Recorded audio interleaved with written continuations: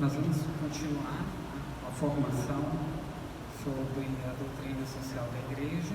O tema de hoje é o capítulo da doutrina social da Igreja referente à comunidade internacional. No último encontro que nós tivemos, pelo menos, nós falamos sobre a comunidade política e hoje a gente vai falar sobre a comunidade internacional e a posição da Igreja com relação a isso. Bom, o ponto de partida é a origem da humanidade. Deus não criou Adão sozinho, ele criou Adão, depois ele criou a Eva, e eles foram se multiplicando, e a humanidade foi crescendo, e todos eram filhos de Deus. Então, nesse sentido, é importante a gente lembrar que existem trechos do Antigo Testamento, lá do livro do Gênesis, que mostram que Deus criou a humanidade como uma irmandade. A ideia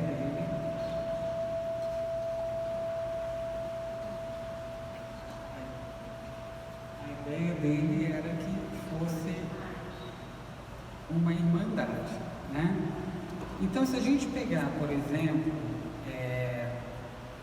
no livro do Gênesis, no capítulo 17, versículos 4 a 5, diz o seguinte: quando Deus faz a promessa e a aliança com Abraão, ele diz, que este é o pacto que faço contigo, serás o pai de uma multidão de povos, de agora em diante não se chamarão mais Abrão, mas sim Abraão. Abraão em hebraico significa pai de muitos povos, pai de todos, é uma expressão, uma palavra, por isso que ele muda o nome de Abrão para Abraão, porque tem outro significado, inclusive religioso, Então, todos nasceram da mesma dinastia, da mesma criação, e é por isso que é importante a gente, como cristão, ter esse sentimento forte de que ninguém pode menosprezar ninguém, de que ninguém deve ter xenofobia, praticar xenofobia, porque todos somos irmãos feitos à mesma imagem e semelhança de Deus, viemos do pó e ao pó voltaremos iguaizinhos, independente de você ter nascido nos Estados Unidos rico ou em Moçambique pobre, mas todo mundo é igual perante a Deus. Então a mensagem cristã, ela apresenta uma visão mais universal da vida humana na Terra, Todos os seres humanos são iguais em dignidade e direitos. Essa é a visão da Igreja com relação à humanidade. A doutrina social da Igreja também deixa claro que uma verdadeira comunidade internacional, ela deve ter por objetivo o bem comum como sociedade, e o bem individual também, para que cada ser humano possa ter condições de se desenvolver, de desenvolver a sua dignidade, ter uma vida digna e sustentável. O problema começa quando começam a surgir as nações, Então, os homens foram se multiplicando, foram criando aldeias, e depois tribos, e depois povos, e depois nações, e aí o sentimento começa pela regra do mercado, a escassez começa a gerar conflito. Eu me lembro quando eu era pequeno ainda, eu assisti uma palestra com um cientista político americano que escreveu um livro que nos anos 70, 80 fez muito sucesso sobre política internacional, e ele dizia o seguinte: olha, eu não sei como vai ser a Terceira Guerra Mundial, mas a Quarta Guerra Mundial eu sei como ela vai ser com paus e pedras, que é o que vai sobrar, Então, assim, a partir do momento em que esses agrupamentos humanos começam a disputar alimento, começam a disputar espaço, começam a disputar água, começam a disputar poder, aí começa a ficar uma convivência mais difícil, né? Então a igreja fala o seguinte, que essa convivência entre as nações, ela deve ser baseada nos mesmos valores que todas as relações humanas devem se basear, seja no campo familiar, seja no campo profissional, seja no condomínio onde a gente mora. A gente deve sempre basear as nossas relações com base nesses princípios, nessas virtudes, que é a verdade, a justiça, a liberdade e a solidariedade, né? Então, esses são os princípios que devem fundamentar as relações humanas e as relações entre os Estados, né? A igreja também tem uma posição muito marcante com relação ao direito no plano internacional. A igreja, ela entende que o direito deve ser a base da organização de uma sociedade internacional ou de uma comunidade internacional. É a garantia necessária para que haja uma convivência pacífica entre as nações, né? Que todas devem perseguir o bem comum e, consequentemente, o bem-estar de cada indivíduo pessoalmente. Essa comunidade internacional, ela é também uma comunidade político-jurídica, porque ela é a convivência entre o Estado soberano, né? Então, como cada Estado é soberano, não deve haver vínculos de subordinação entre os Estados. Então, a Igreja defende a autodeterminação dos povos e a soberania de cada povo, né? Por isso que o Papa Francisco também tem feito tantos apelos pelo fim da invasão da Ucrânia, do território ucraniano, pela Rússia. Ele tem se manifestado claramente, assim como outros papas também no passado já se manifestaram contra situações semelhantes. Então, deve haver uma relação de respeito e equilíbrio. Não importa se você seja do maior país em território, ou se você seja do país mais poderoso militarmente, ou se você vem do país mais rico no planeta. Todos são iguais, com o mesmo peso, né, que é o peso da soberania. Então é por isso que nos fóruns internacionais diplomáticos, discussões, negociações, todos têm o mesmo poder, que é o poder do voto, né? A gente vai falar um pouquinho sobre isso depois. A igreja também, ela reconhece a importância da soberania nacional. Então, todo Estado deve zelar pela sua soberania. Só que a igreja também compreende, né, a importância do princípio da subsidiariedade. Quem não está acostumado com o direito internacional, com o campo da diplomacia, pode ter um pouco de dificuldade de entender isso. O que é o princípio da subsidiariedade? É um princípio pelo qual Estados se reúnem para formar uma comunidade. Então, eles não deixam de ser Estados soberanos, mas eles transferem uma parcela da soberania deles para órgãos comuns, que são geridos de comum acordo entre eles, para que tome decisão em nome de todos. Eles continuam mantendo, né, a sua soberania individual, mas eles também transferem parte da soberania que eles ajudam a exercer junto com outros em algumas matérias. É o caso, por exemplo, mais comum da União Europeia, né? Assim, eu venho de uma família francesa, então conheço bem essa história de guerra na Europa, porque a minha família fugiu de 3 guerras. A Guerra Franco-Prussiana, no final do século XIX, a Primeira Guerra Mundial e a Segunda Guerra Mundial. Então, quase todas as guerras na Europa começaram entre França e Alemanha. Então, logo depois que acabou a Segunda Guerra Mundial, um homem católico, né, de vida religiosa ativa dentro da igreja, um cientista político e diplomata francês, chamado Jean Monnet, ele teve uma ideia que foi, assim, espetacular e revolucionária para a época. O que ele pensou? Ele falou, olha, todas as principais guerras do continente, incluindo as duas guerras mundiais, a Primeira Guerra Mundial e a Segunda Guerra Mundial, começaram pela disputa de França e Alemanha com relação à região da Alsácia-Lorena,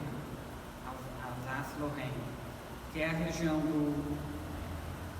no nordeste da França, que faz fronteira com a Alemanha, que é muito rica em carvão mineral, gás natural, prata, cobre e petróleo. Então, essa região sempre foi a região de disputa, sempre foi o Iraque da França e da Alemanha, o Afeganistão da França e da Alemanha. Então, por causa dessa região, houve a Guerra Franco-Prussiana, que os alemães venceram em 1870 a 1872, e por causa dessa região começou também a Primeira Guerra Mundial. Quer dizer, não foi o estupim, mas foi principalmente pelo poder de usufruir dessa região. E na Segunda Guerra Mundial, a mesma coisa. Hitler anexou a França porque ele queria justamente os minérios do Vale do Rio Ruhr, que é nessa região.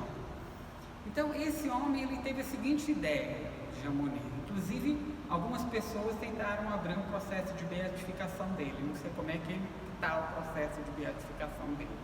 Ele pensou o seguinte, olha, ao invés de a gente deixar passar mais um tempo, como aconteceu entre a Primeira e a Segunda Guerra, e daqui a 20, 30 anos a Alemanha invadir novamente a França, vamos criar um meio de unir os dois países com um objetivo comum, buscando o bem comum. E foi aí que ele teve a ideia de se criar o que é, assim, o embrião da União Europeia. Ele projetou as 3 primeiras comunidades europeias.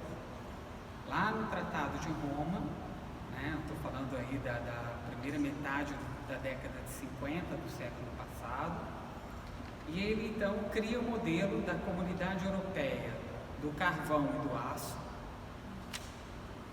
uma entidade supranacional com a finalidade de garantir um suprimento igualitário, proporcional e perfeito de gás, carvão, petróleo, tanto para a Alemanha como para a França.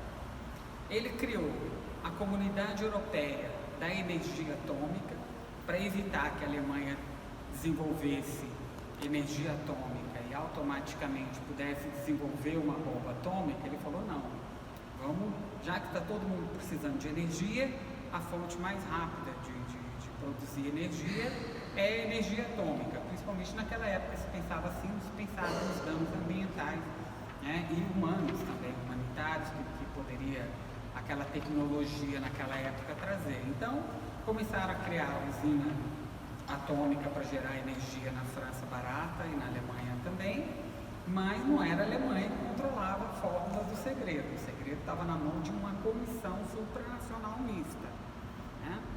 E a terceira comunidade europeia que ele cria, que ele propõe a criação, que deu certo, que é a Comunidade Econômica Europeia, a antiga EEC, né?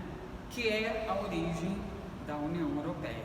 A Comunidade da Energia Atômica, a Euratom, e a Comunidade Europeia do Carvão e do Aço continuam existindo até hoje.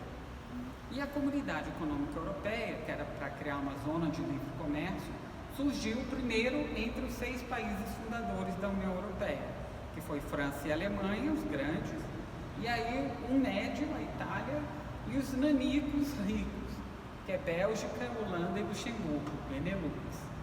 Então, esses 6 países montam essa comunidade e viram um sucesso, porque eles enriquecem juntos. Todos transferem parte da sua soberania para órgãos comunitários. de decisão colegiada, por maioria.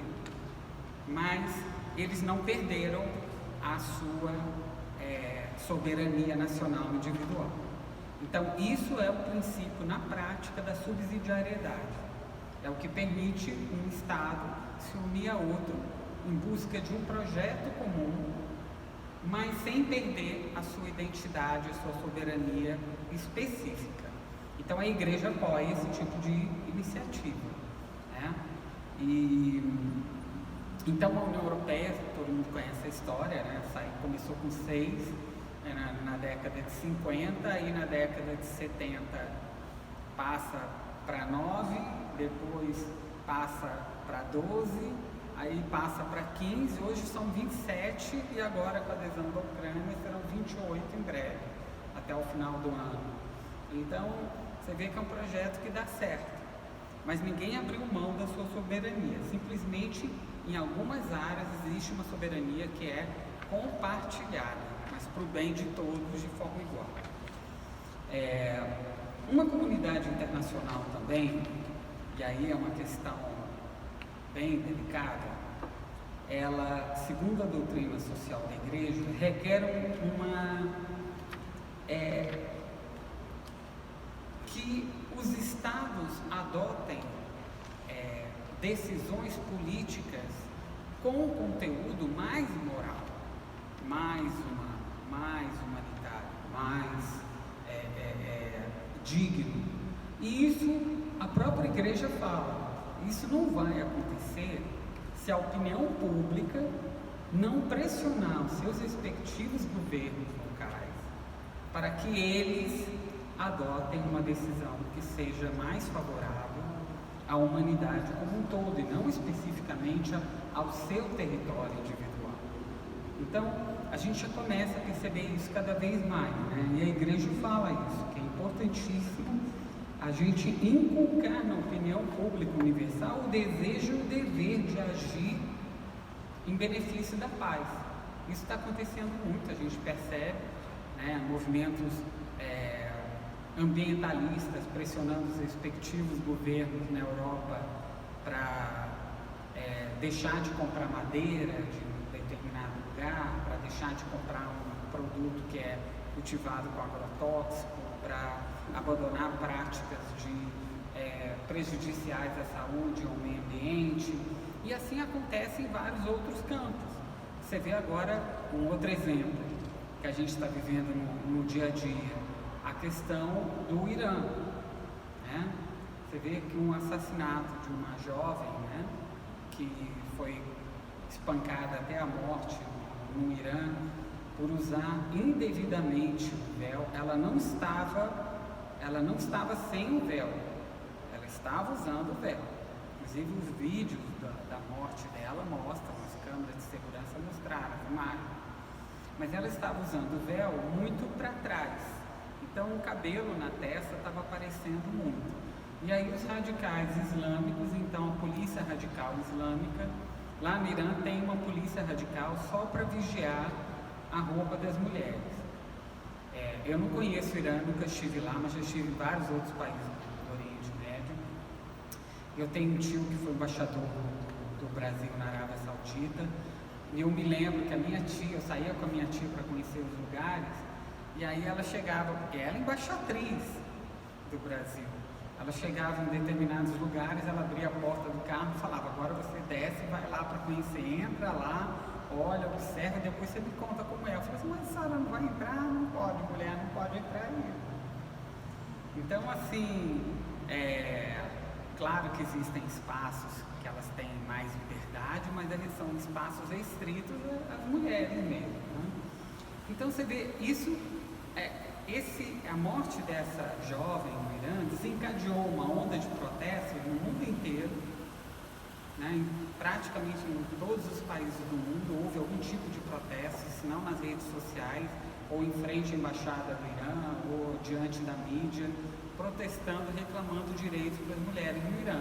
Isso é um tipo de evento, né, que eu estava me referindo aqui, de criar na opinião pública uma cultura de que ela individualmente nós não podemos nada, mas coletivamente nós podemos muito. Então a gente tem que começar a exercer esse tipo de pressão, que não deixa de ser um lobby político, mas exercido pelo povo legitimamente. Aqui no Brasil, assim, nós somos um povo muito pacífico, né? Então, assim, é difícil a gente ver alguém na rua reclamando, a não ser quando aumenta a passagem do ônibus, né? E aí, de vez em quando, tem um movimento, como aconteceu em 2013, né? Todo mundo indo para a rua para reclamar hospital público no padrão FIFA. Então, assim, é raro a gente ver isso aqui no Brasil. Mas é importante que as pessoas no mundo todo, seja na Ásia, na África, na América Latina, na Europa, na Ásia, em qualquer lugar do mundo, comecem a desenvolver essa consciência de que a opinião pública tem sim um papel decisivo na condução das decisões internacionais. Porque internamente nós podemos pressionar o nosso governo para adotar certas medidas, né? Para tentar dialogar com seus pares no plano internacional, para tentar se chegar a um consenso sobre um diálogo da paz, né? Para acolher refugiados, para ajudar economicamente missões humanitárias fora daqui. Tudo isso é importante. Aí, dentro dessa doutrina social da Igreja, referente às questões internacionais, a gente chega num ponto muito importante, né? Que é a Carta das Nações Unidas, a Organização das Nações Unidas. A Organização das Nações Unidas é realmente uma iniciativa maravilhosa. E a Igreja não só apoia, como o Vaticano, como Estado, faz parte. Que, para quem não sabe, não é a Igreja Católica que tem personalidade política, que é um sujeito de direitos políticos internacionais, mas o Vaticano, como Estado, ele é um Estado soberano. Então, muito embora ele tenha um território de 1,6 km², um dos menores do mundo, igual, sei lá, não sei, acho que é o menor. Andorra é pequenininha também, acho que tem 3, não sei o que, km², mas é o dobro do Vaticano. Mas é um Estado soberano. Então, enquanto Estado soberano, o Vaticano faz parte da ONU em todos os organismos, as agências, que a gente chama das agências da ONU. A FAO para a alimentação, a UNICEF para a criança, a Unesco para a educação e cultura.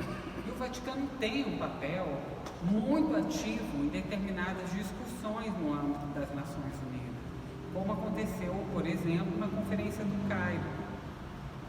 Acho que foi em 1997 que houve uma conferência diplomática organizada pela ONU para se discutir os direitos das mulheres. E aí alguns países votaram a favor de se incluir no tratado internacional, que seria resultante daí o direito das mulheres à interrupção da gravidez. E aí o Vaticano fez um trabalho, uma campanha muito grande no âmbito diplomático para conseguir tirar do texto final do acordo aquela menção. Então, o Vaticano é um Estado soberano. Então, e o Papa é o chefe do Estado. Ele tem lá o governador do Vaticano, na prática, uma espécie de prefeito local, mas o chefe, a cabeça do Estado é o Papa, né? Então, a ONU, ela faz parte de um processo de consolidação do que a gente chama nas relações internacionais da nova ordem internacional, que é um novo cenário político, geopolítico internacional que surgiu no mundo a partir da Segunda Guerra Mundial. Até a Primeira Guerra Mundial, o mundo era dominado pela Inglaterra, e a Inglaterra mandava no mundo inteiro. Era a Inglaterra que determinava o valor do arroz, do milho, do algodão, do açúcar. Embora lá no Reino Unido eles não produzam um pé de cana-de-açúcar, eles determinavam o preço do açúcar no mundo inteiro. Então, o padrão econômico da época era o padrão Libra. E com isso eles impunham a vontade deles, até porque o Império Britânico ele dominava 1/4 da superfície da Terra. Era coisa pra caramba, né? 1/4 da superfície da Terra, por isso que a Rainha Vitória costumava dizer que em todas as 24 horas do dia o sol estava nascendo ou se pondo em algum ponto do território britânico. E era verdade. Então, mas era um outro tempo. Então, quando veio a Primeira Guerra Mundial, que foi um conflito sem precedente, que até então os conflitos eram assim, digamos, mais civilizados nunca foram, mas eram mais assim, lógicos. Então se marcava uma hora e um local para duelar nas batalhas campais, né? Era assim na época de Napoleão, né? Não tinha essa coisa de usar bomba, avião, gás laranja, gás mostarda, não existia, era baioneta, espada, faca, beliscão, soco, pontapé. Nada disso é civilizado, mas era uma coisa muito menos agressiva do que o que aconteceu na Primeira Guerra Mundial, quando começaram a usar aeronaves, quando começaram a usar submarinos para destruir navios de passageiros, né? Na Primeira Guerra, não estou falando da Segunda, estou falando da Primeira Guerra Mundial. 5 navios brasileiros de passageiros foram afundados por submarino. Então, assim, o mundo mudou. E aquela realidade de tomar chá com a rainha todo dia 4 horas da tarde, que não é 5, chá inglês é às 4, não era mais a realidade do mundo. E aí o mundo começa a mudar. E o assombro da violência da guerra fez com que surgisse, logo depois da Primeira Guerra Mundial, a Liga das Nações, que foi uma espécie assim de avó da ONU. Ela foi uma primeira tentativa de fazer com que estados de origem econômica, de níveis econômicos distintos, de níveis culturais distintos, de formação jurídica diferente, sentassem numa mesa para discutir questões globais para promover a paz. Acontece que não havia muitas regras. Então, a Liga das Nações não conseguiu impedir o surgimento da Segunda Guerra Mundial e foi condenada ao ostracismo, porque acabou, porque não conseguiu cumprir o seu papel principal, que era de impedir uma nova guerra a nível global. Com a Segunda Guerra Mundial, o panorama muda, porque a Primeira Guerra Mundial, a gente chama de Primeira Guerra Mundial, envolveu basicamente a Europa e uma meia dúzia de países de outros continentes. Mas a Segunda Guerra Mundial envolveu praticamente o mundo inteiro, porque a Alemanha invadiu a África e o Oriente Médio, né? O Japão tomou conta da Ásia praticamente toda. E a Inglaterra usava os soldados das colônias, porque no território inglês não tem homem suficiente para fazer guerra. Na hora da guerra todo mundo é britânico, né? A gente conhece muito bem essa história, né? Então, na hora de repartir o bônus, os britânicos nascidos no Reino Unido têm direitos, os colonos não. Mas na hora de ir para a guerra todo mundo é britânico e todo mundo tem que ir. Então começou a recrutar australiano, né, os holandeses, papuense, nova-guineano, sul-africanos, nigerianos. E a França a mesma coisa, argelinos, marroquinos, tunisinos, marfinenses, togoleses, para poder lutar na guerra, porque era um esforço mundial. Então, da segunda metade para o fim da guerra, os países já haviam percebido que aquele cenário não podia continuar igual. Aquele cenário necessitava um novo parâmetro, um novo paradigma. Que aquela guerra não podia mais se repetir porque estava afetando o mundo inteiro. E não era só as pessoas no mundo inteiro, era a economia no mundo inteiro também. Então mexia com a comida na mesa de toda a população mundial. Então com isso, muito antes da guerra acabar, não foi depois da guerra que veio a ideia, antes da guerra acabar já estavam costurando, né, o seu Churchill, o seu Roosevelt, o charutão dele, o Churchill com os cubanos dele e o Stalin já estavam sentando na mesa para determinar qual seria o futuro do mundo pós-Segunda Guerra Mundial, porque eles já sabiam que aquela guerra ia acabar. E no momento que acabasse, aqueles estados precisavam ter uma resposta rápida para não deixar que o mundo virasse um estado de natureza obesiano. O que é isso? Que as pessoas começassem a matar os vizinhos para poder roubar a comida dele. Então, eles fazem uma conferência diplomática nos Estados Unidos, numa cidade chamada Bretton Woods, no estado de New Hampshire, no Nordeste americano, no início de 1944, muito antes da guerra acabar, para decidir qual seria o futuro do mundo no dia seguinte da guerra. E aí eles entram com um desenho que a gente conhece bem hoje, FMI, para emprestar dinheiro para os estados, Banco Mundial, que na época não chamava Banco Mundial, o nome era bem mais sugestivo, era Banco Internacional de Reconstrução para o Desenvolvimento, era um antigo BIRD, que virou Banco Mundial, hoje se chama Banco Mundial, mas ele foi criado para quê?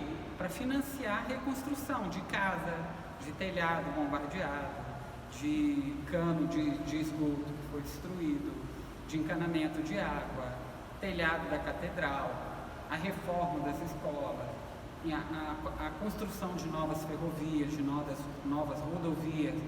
Então, isso tudo já estava pronto. 45 países, antes da Segunda Guerra Mundial, já haviam assinado o tratado para a criação do FMI, do Banco Mundial e da ONU, entre eles o Brasil. Então, antes da Segunda Guerra Mundial, acontece uma outra conferência diplomática também muito importante, que foi a Conferência de Yalta, que é o nome de uma cidade, num lugar muito em moda hoje em dia, na Crimeia, uma cidade na Ucrânia. A Crimeia é uma península que faz parte da Ucrânia, é quase como se fosse uma ilha grande, mas ela tem um pedacinho de terra ligando ao território ucraniano. E tem um espaçozinho pequenininho por onde passa uma ponte que agora eles bombardearam recentemente, você deve ter visto na televisão, os ucranianos cometeram um ato terrorista para bombardear essa ponte, para não deixar os russos levarem arma para a Crimeia, né? E a gente aqui falando de paz, porque precisa, né? A gente não está falando de paz aleatoriamente, a gente está falando de paz porque hoje está morrendo gente no mundo. Eu li hoje um relatório da ONU dizendo que a cada hora 5 crianças morrem no conflito da Ucrânia. A cada hora 5 crianças estão morrendo, ou por falta de comida, ou por falta de remédio, ou por falta de assistência médica, ou vítimas de bombardeios, né, de bombas que estão caindo agora o tempo todo. Então, alguém precisa parar isso. Então, nós temos que mudar a nossa atitude em relação a isso também. Nem que seja com relação à opinião, né? A formação de uma massa que pense nesse sentido para empurrar os governos, não só daqui, mas do mundo inteiro, uma corrente global de solidariedade para fazer com que esse conflito acabe.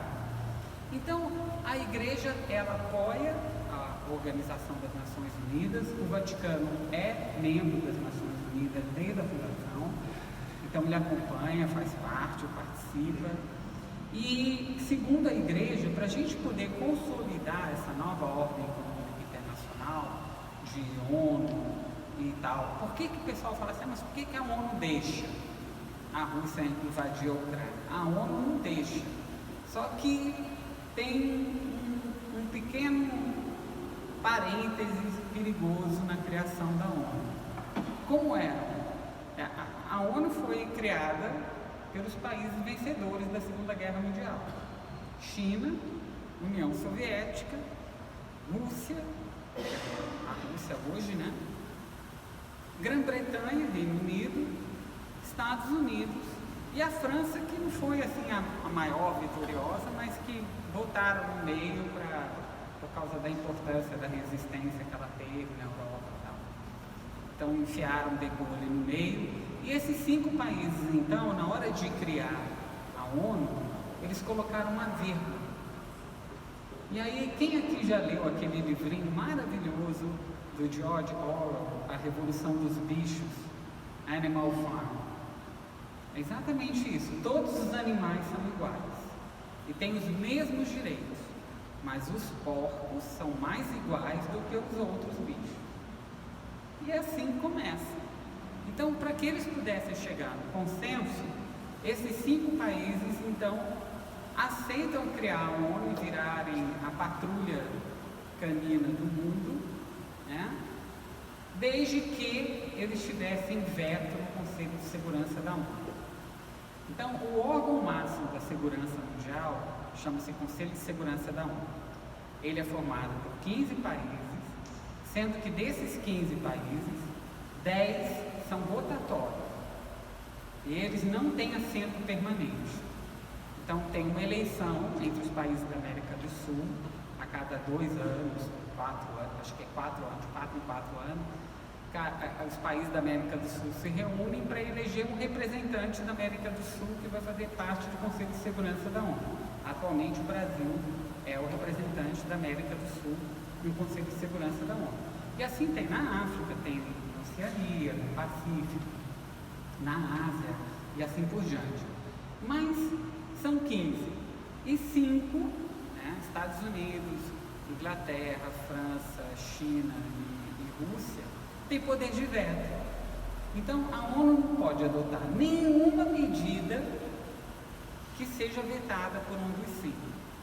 Então a ONU fala: vamos votar hoje uma resolução ordenando a imediata expulsão das tropas russas do território ucraniano. Aí começa a votação. E na hora que chega na Rússia, que é por ordem alfabética, volta o Brasil, que é um dos primeiros a votar, por causa da letra B. Quando chega na vez da Rússia, ela fala: eu veto essa resolução. Então você não consegue fazer nada. Então, na prática, a Guerra Fria continua. Quem achou que a Guerra Fria acabou está redondamente enganado.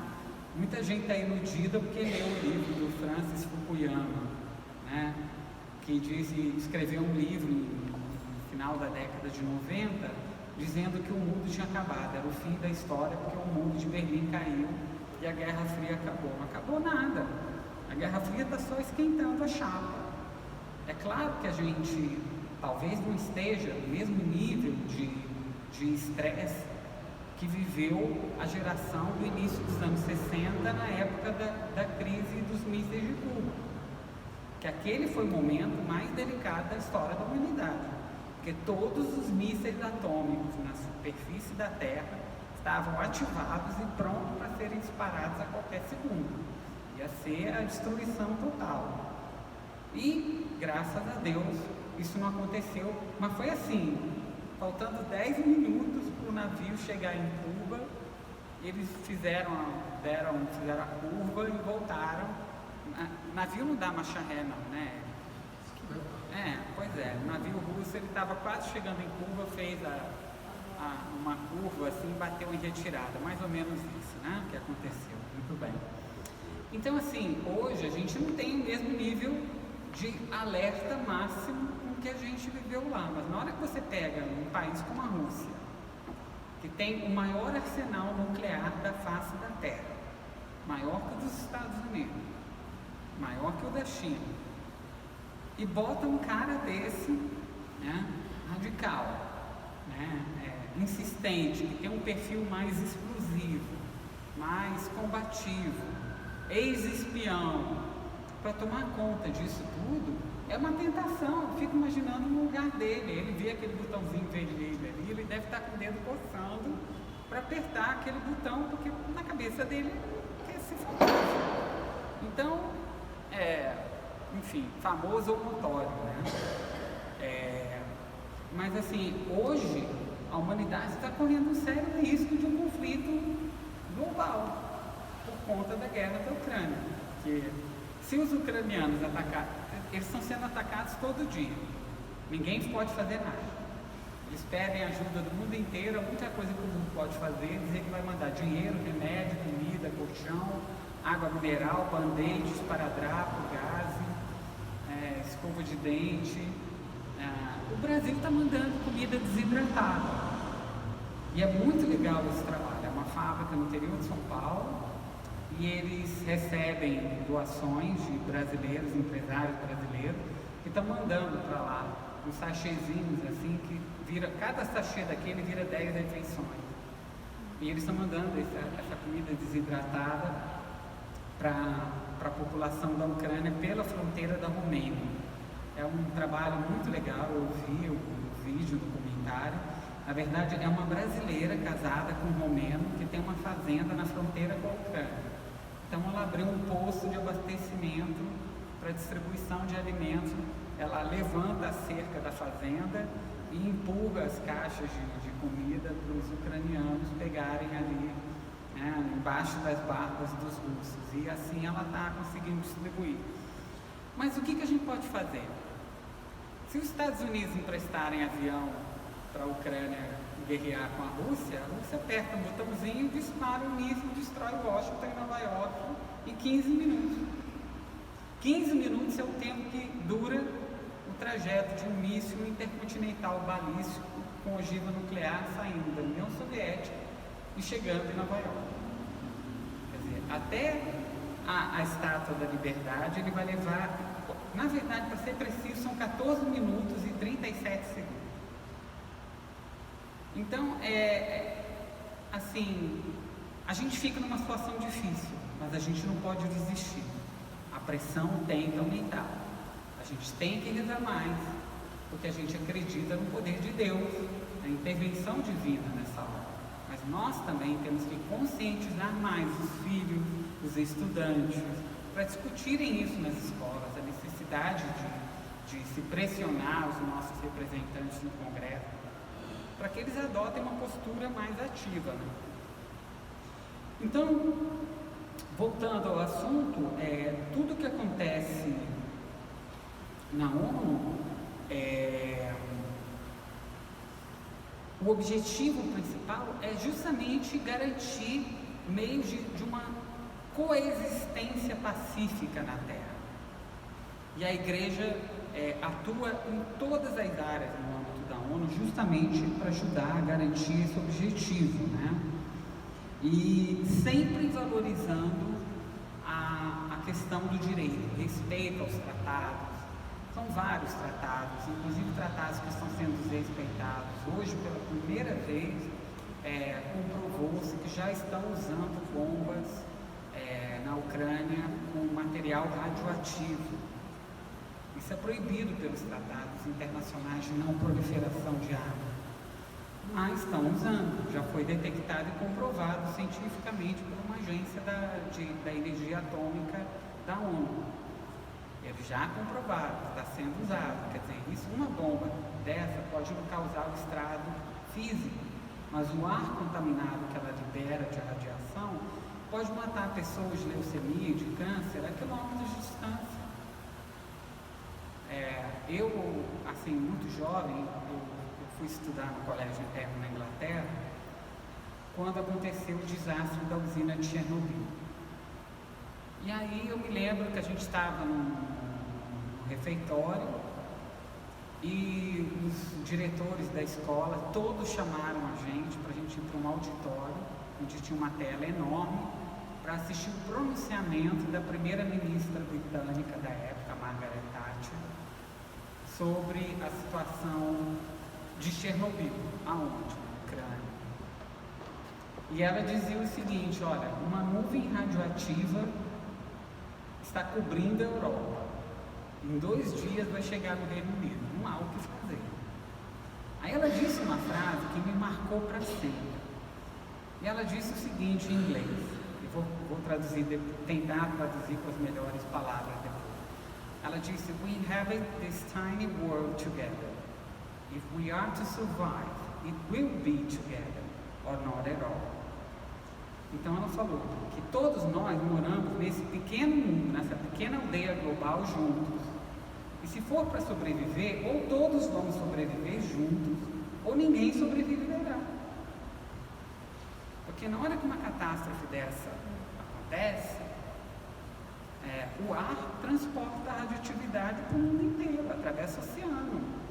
Não sei se vocês se lembram de um vulcão, a cinza de um vulcão no Havaí, há 5 anos atrás. Eu trabalhava com o aeroporto aqui em Brasília na época, e as cinzas do vulcão lá do Kilauea, no Havaí, chegaram na América do Sul, no Chile, na Argentina, atravessaram os Andes e fechou o aeroporto de Brasília por 12 horas. Cinza do vulcão lá do Havaí, no meio do Oceano Pacífico. Então, o que acontece do outro lado do mundo importa sim para mim. E eu não posso ficar indiferente em relação a isso. A minha indiferença é um pecado, e o Papa fala isso. João 23 escreveu uma carta encíclica maravilhosa, quase ninguém conhece, Pátria Interna. O padre deve conhecer, né? Só leu, padre, inteira, a encíclica de João 23, Paz na Terra. Então, foi uma encíclica que ele escreveu em 1962, no auge da crise dos mísseis de Cuba, e ele escreveu em comemoração a 70 anos da Era Novara. Então, é uma encíclica que fala muito de desenvolvimento econômico, de cooperação econômica entre os povos, entre os países, para o desenvolvimento da humanidade como um todo, mas fala muito da paz, e ele fala exatamente isso. A indiferença do cristão é um pecado diante dos problemas da humanidade. Então, a tragédia que acontece lá nas Filipinas é problema meu também. O que eu posso fazer para ajudar? Fazer uma doação para a Cruz Vermelha? Alguma campanha, vou procurar na internet, fazer uma doação para os Médicos Sem Fronteiras, né? E outra coisa que a igreja também coloca é a questão das ONGs, né, internacionais, que atuam em defesa e na promoção dos direitos humanos. A maioria de vocês deve conhecer, existem várias organizações não governamentais de abrangência internacional que atuam em defesa dos direitos humanos. É o caso, por exemplo, da Anistia Internacional, que faz estudos em todos os países do mundo sobre violações de direitos internacionais, se estão matando presos nas prisões, se existem grupos de extermínio matando as pessoas na rua com a ajuda do Estado ou não. Existem outras também, Médicos Sem Fronteiras, que é uma das mais conhecidas, né? Uma organização que surgiu na França na década de 70 e que reúne profissionais de saúde de várias nacionalidades, não só de saúde. Eu já fui voluntário da Medicina Sem Frontières, Médicos Sem Fronteiras. Trabalhei na Costa do Marfim durante 9 meses. Existem vários tipos de trabalho voluntário feito nessas organizações. Então, a igreja também apoia isso. A igreja fala que essas organizações têm que ser apoiadas, não só pelos cristãos, mas pela opinião pública internacional, porque eles fazem um trabalho complementar ao dos estados. Então, por exemplo, enquanto que agora nenhum país consegue entrar no território da Ucrânia para levar ajuda humanitária, a Cruz Vermelha está lá dentro atuando. Os Médicos Sem Fronteiras estão lá dentro recolhendo e cuidando de feridos, né? Então, a gente precisa desse apoio também a essas organizações não governamentais. Agora, com relação à pobreza mundial, a igreja fala que existem problemas globais, principalmente frutos da pobreza, da miséria, das epidemias, né? Desnutrição, do tráfico de drogas. São problemas que não são de um país, são problemas transfronteiriços. porque eles já tomaram conta de grande parte dos países no mundo. Então, são problemas que não podem ter uma resposta individual, muito menos dos países menos desenvolvidos. Então, o que a igreja fala é que existem países mais desenvolvidos, países menos desenvolvidos, mas não é pelo fato de países serem mais ricos que outros que eles podem fazer o que eles querem. Como a humanidade é uma só, existe uma fraternidade universal, as pessoas com mais capacidade de aquisição de produtos têm que pensar também nos que não têm. Então a pobreza não deve ser vista como um problema, né? Assim, a pobreza ela tem que ser vista como um instrumento de crescimento e desenvolvimento. Porque se houver investimento nessa pobreza, você pode transformar uma sociedade como um todo. E existem provas disso, não é a maioria dos casos. Obviamente, quando a ONU começou na década de 40, logo depois da Segunda Guerra Mundial, no século passado, não existiam tantos países, porque a maioria ainda era colônia. Aí estava ainda em voga aquele processo de descolonização da Ásia, da África, do Caribe. Então, eram menos países, mas havia 65 países considerados subdesenvolvidos. O segundo mais pobre do mundo era a Coreia do Sul. Olha o que a Coreia do Sul é hoje. A sexta maior economia do mundo, deixa o Brasil no chinelo. E o que eles fizeram? Investiram tudo em educação. Eu estudei o modelo econômico sul-coreano durante um bom tempo, na época do mestrado, doutorado, e o que eles fazem é exatamente isso. Qual foi a decisão dos líderes políticos lá atrás, na década de 50? A gente tem muito pouco dinheiro, o PIB é mínimo, não dá para investir em tudo. Então a gente só pode investir em uma coisa. A gente vai investir em quê? Na indústria naval. Vamos subsidiar a construção de navio para vender para o mundo inteiro, vender arroz e investir o resto na educação. E foi isso que o governo fez. Hoje, o modelo educacional da Coreia do Sul é considerado 4 vezes mais eficiente que o dos Estados Unidos. 4 vezes mais.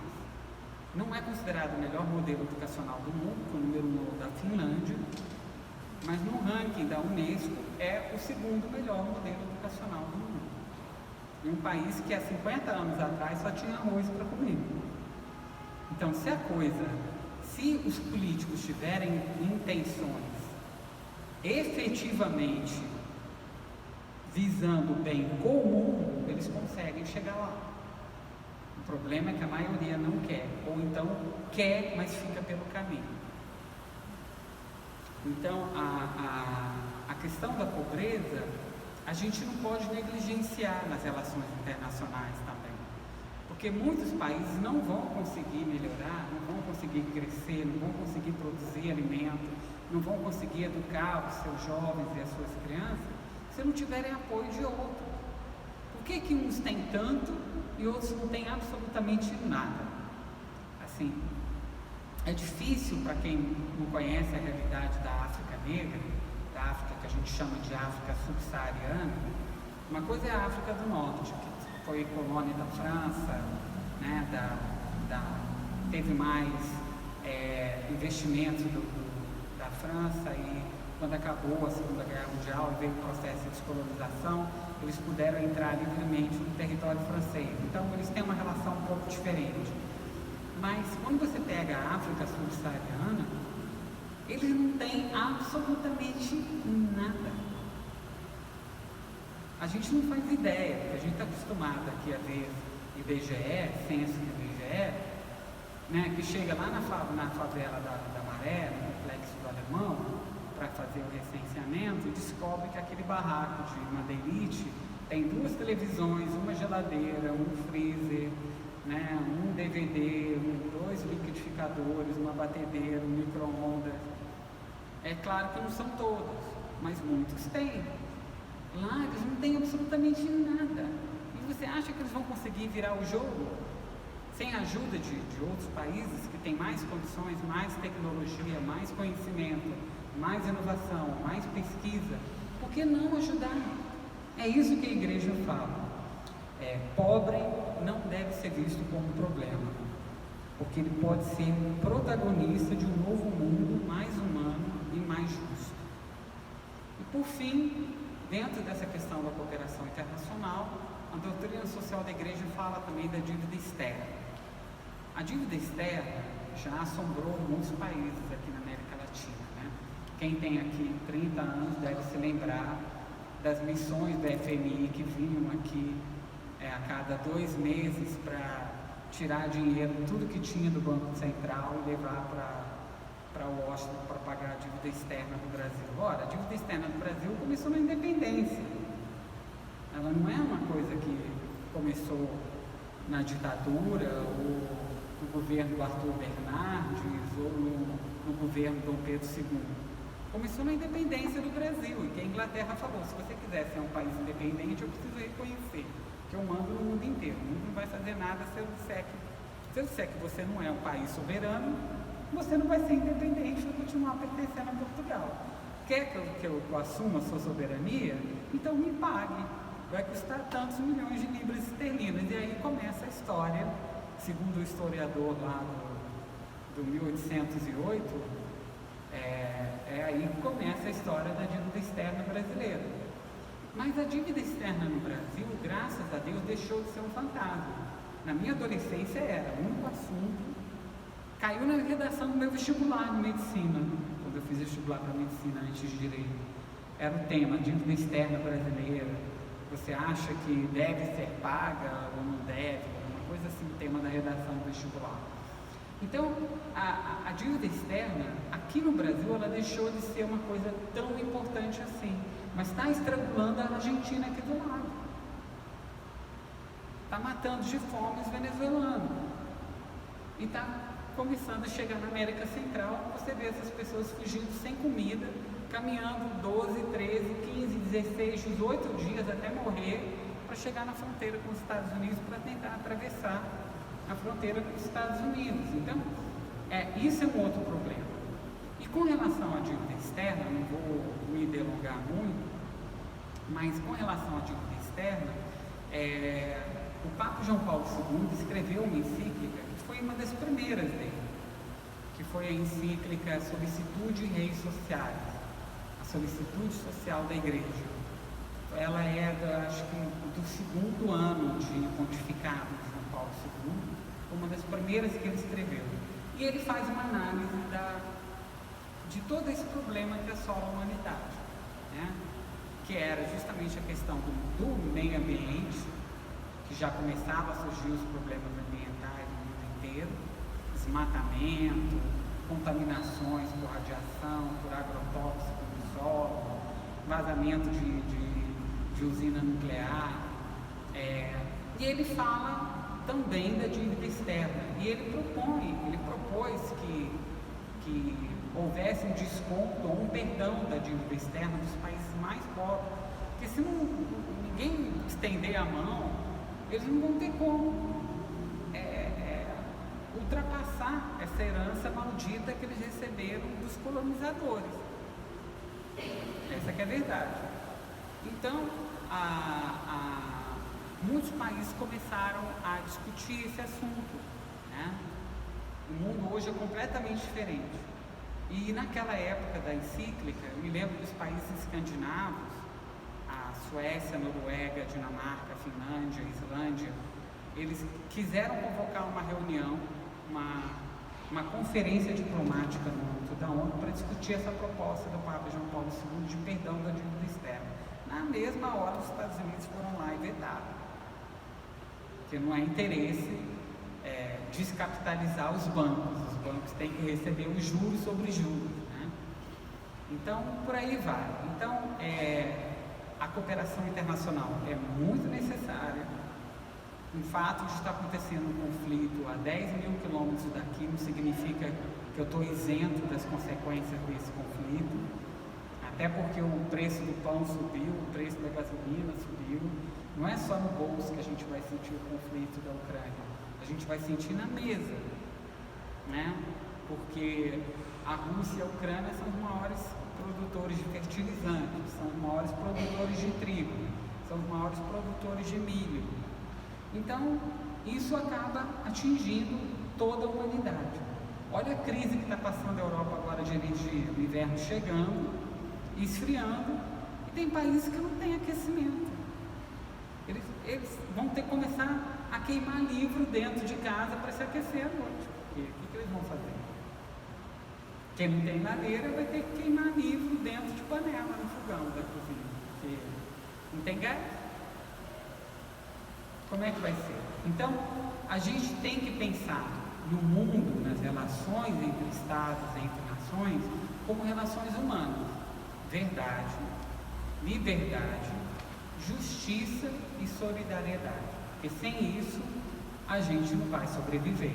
E aí eu volto a falar da Margaret Thatcher e dessa profecia, né?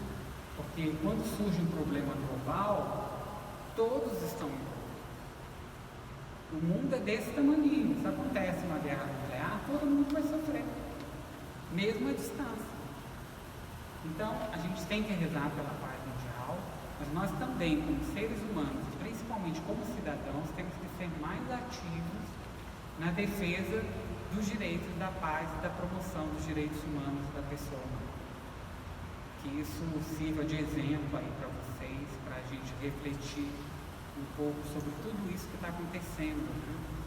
E é curioso porque meu avô falava para mim, quando veio fugir da guerra para o Brasil, e quando ele chegou aqui, ele dizia que ele só tinha notícia da guerra pelo rádio.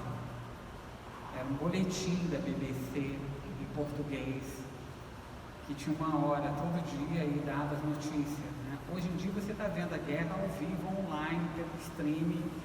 É uma coisa assim assustadora, que você está assistindo a televisão e ela está mostrando, a repórter está ali, o repórter está lá, mostrando, olha lá, caiu o bomba, olha só, acertou aquela pessoa. É uma coisa assim, visceral. Não é possível que a gente não se sensibilize com esse sofrimento. Por isso que a gente precisa rezar mais pela paz, mas a gente precisa também pensar formas de ajudar essas pessoas, principalmente os refugiados que estão chegando aqui.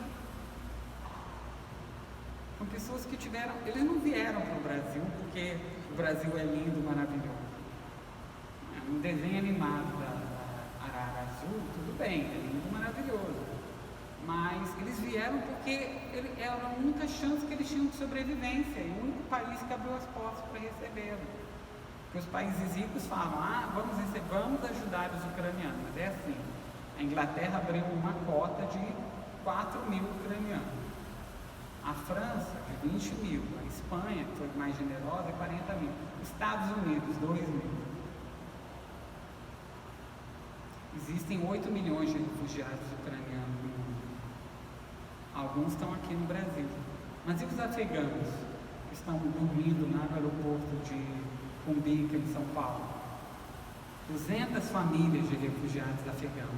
Você pensa que eles são pedreiros, donos de casa, ignorantes? Não. Eles são médicos, são engenheiros, são desenvolvedores de software, são jornalistas, são professoras, são psicólogas, são profissionais que, como último recurso, venderam tudo que tinham para comprar uma passagem para chegar no Brasil. E estão lá dormindo, gente, amontoado em carrinho de mala no aeroporto de Guarulhos. Eu não estou falando do aeroporto de Nova York, estou falando do aeroporto de Guarulhos. Tem 200 famílias de afegãos e ninguém faz nada. Ninguém faz nada. 3 anos atrás, vai fazer 3 anos, eu perdi minha mãe e meu pai. Aí meu primeiro Natal sem ninguém, eu falei, quer saber de uma coisa? Eu não vou passar Natal sozinho. Eu liguei para uma amiga minha que é freira, que é do serviço de migração da Igreja Católica, do Cine. E aí eu falei, eu quero adotar uma família de refugiados para passar o Natal comigo. Foi o Natal mais divertido que eu tive. Apesar de toda a tristeza da saudade dos meus pais, eu estava com um casal e 3 crianças venezuelanas ceando o Natal comigo. Foi uma experiência incrível.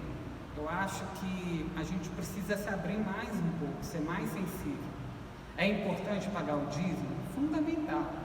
É importante dar uma esmola para quem está doente na porta da igreja? É, mas a gente tem que pensar também nas pessoas do outro lado. Porque um dia pode ser que sejamos nós que estejamos ali precisando da ajuda do outro. Eu acho que se não houver solidariedade de todos, não haverá futuro para todos. Desculpa se eu me estendi demais, é um tema muito longo, muito complicado. Eu termino aqui, proponho uma reflexão para cada um, para que a gente pense um pouco sobre isso, a importância da paz no mundo inteiro e o que eu posso fazer pela paz. Nem que seja com base nas minhas orações, que são importantíssimas, dos meus sacrifícios pessoais que eu posso oferecer pela paz na Ucrânia, né? E o que eu posso fazer a mais como cidadão. Vamos refletir sobre tudo isso. Eu agradeço mais uma vez o convite, fico à disposição aqui da paróquia para quando precisarem de alguma reflexão, alguma análise, colaborar com